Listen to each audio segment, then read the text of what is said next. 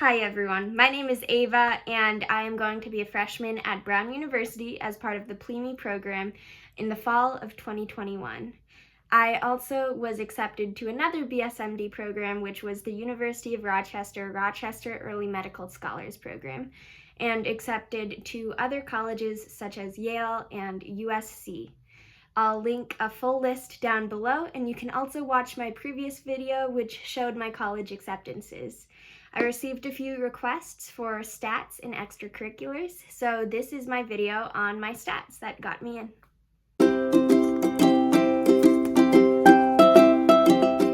Alright, before I begin, I want to give a slight disclaimer. I don't know exactly what got me into Brown or any of these other schools. There are so many different parts of the college application process. It's more than stats. It's more than extracurriculars. It's more than your admission essays. In fact, it's all of those things rolled into one, plus context, plus the other students who are applying and how you fit in with them. And as such, my video can be used as a reference for what one student in these types of programs can look like, but it is by no means the end-all, be-all. So don't be discouraged if your scores or any of that looks different from mine, because A, colleges are looking for different types of students for different roles, and B, I don't know exactly what got me in. I don't know if my scores are above or below other people's. I don't have a ton of perspective on that. I can only give you information about myself, and that is all.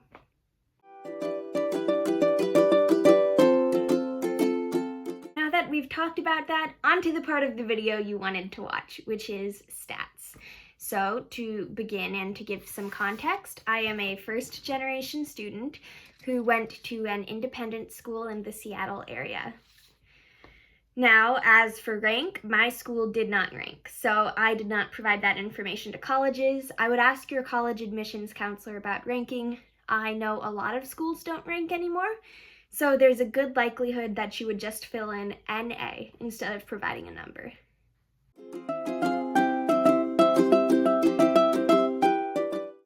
As for GPA, the GPA I put down on my Common App application was 4.88 out of 4 as a weighted GPA. Now, I was told by my college counselor that when there is an option or when they just ask you to fill in GPA, you always put in your weighted GPA because that is the highest number, therefore it makes you look the best. Of course, if they say unweighted, put that down.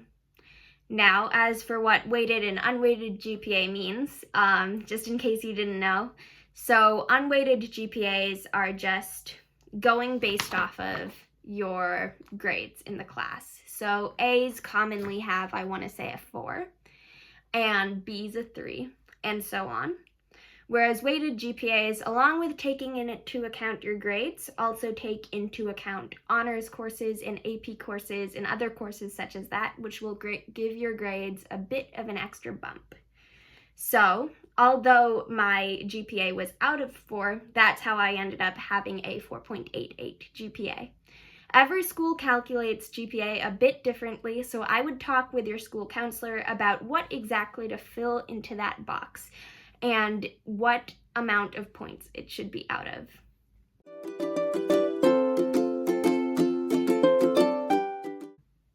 As for courses, I'll put that up here in a little box so you can see them as I read along. So, you'll see humanities courses up there. Most schools just call them history and call them language arts, but they're the exact same. They're pretty much the exact same as honors history and honors language arts. And then I also took physics my freshman year just because my school did that for all freshmen, so I know a lot of other schools do biology for freshmen. It really doesn't matter. It mainly is about rigor of courses, I think. So I had 4 honors courses my freshman year. And then I also took music as my elective because I played the oboe, so that was something I enjoyed and was interested in. And I took Spanish as my language course. I also was placed on the Accelerated Algebra 2 track, which then led me into IB HL Advanced Calculus 2 in my senior year of high school. As for grades, I ended up having all A's or pass-fails in classes where they didn't offer A's every year, except for my second semester of freshman year, in which case in math I had an A-. All right, and then my sophomore year of high school, I took 4 honors level classes, as well as my first IB class, sort of. It was called Pre-Calculus for IB Higher Level, and it was considered an IB class, although I don't think it exactly was one quite yet. It was more in preparation for the classes I would take in 11th and 12th grade. I took chemistry because, again, that was the class that my school provided to all sophomores, so it wasn't anything super unique. And then I took music as an elective my first semester, and PE my second semester, since I needed to fulfill that requirement for PE, and since, again, I enjoy music. My 11th grade year, all of my classes were IB classes. I took 4 HL courses and 2 SL courses, and that would continue on to my senior year because IB classes are 2-year-long courses. And I ended the year with all A's. You'll also see I have 2 extra courses on there, which is Core, Creativity, Activity, and Service, and IB Theory of Knowledge. These are both courses that you would take if you were going for the full IB diploma, which I was, and still I am. I'll find out my results early July.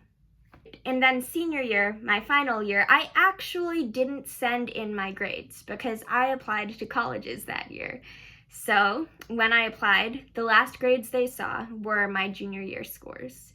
However, they also saw what classes I was taking to see that I was keeping up in the same sort of academic rigor. And I was taking exactly the same courses as my junior year, except this time I was taking the second year version of them. Senior courses do matter though, and grades are important because at the end of all this, once you've found out your college admissions, you will still need to send a transcript to your colleges just so they can know you're keeping up in your work.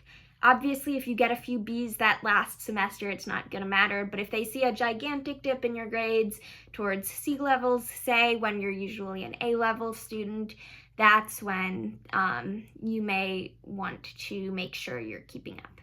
All in all, my unweighted GPA was a 3.99 cumulative when I applied to colleges, and my weighted GPA was a 4.88. I don't think I even submitted my unweighted GPA anywhere unless colleges specifically asked for it, which I don't remember them doing. So really, your weighted GPA is probably going to be the one you'll use.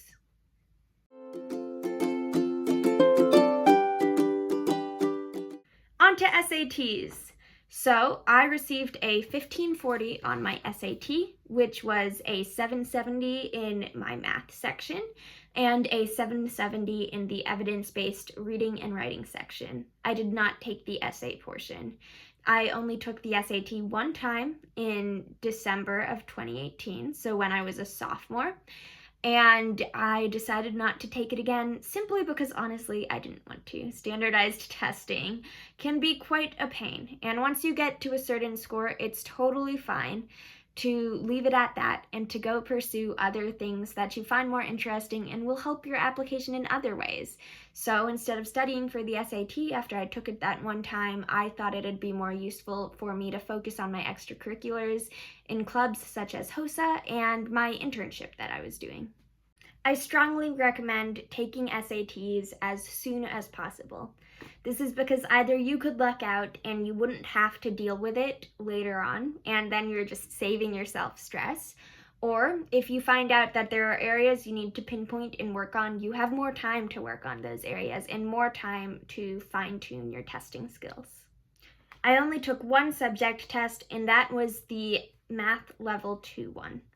And I took that in the fall of my junior year and received an 800 as my score.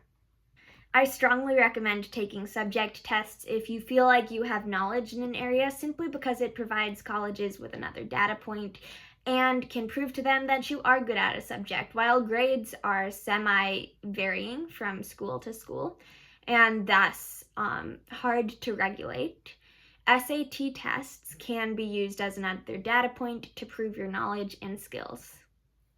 I also wrote down that I was planning on taking 6 IB subject tests in the courses that I was currently taking since I was going for the full IB diploma.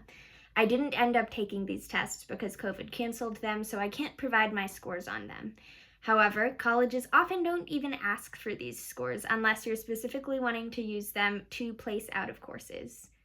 Alright, and those were my stats. Again, this video only provides perspective on my individual experiences and my individual stats rather than the larger picture of what colleges are looking for. However, I hope it was semi-informative and interesting. I'm also starting a program in which I'll be offering SAT tutoring as well as tutoring on college essays. I'll be charging $20 per hour for Zoom calls, or if you'd like to just send me your college essay and have me send back revisions and notes, that will cost $15 per draft. Please let me know if you're interested in this program and you'd like to take me up on that offer. My email is college.with.ava@gmail.com. Anyways, thank you all for watching this so much. I hope it was informative and enjoyable, and I will be making another video on extracurriculars, so stay tuned and subscribe if you're interested in that. Also comment down below any additional questions you might have on the application process, and I will either answer them in the comments or I'll make a new video on them.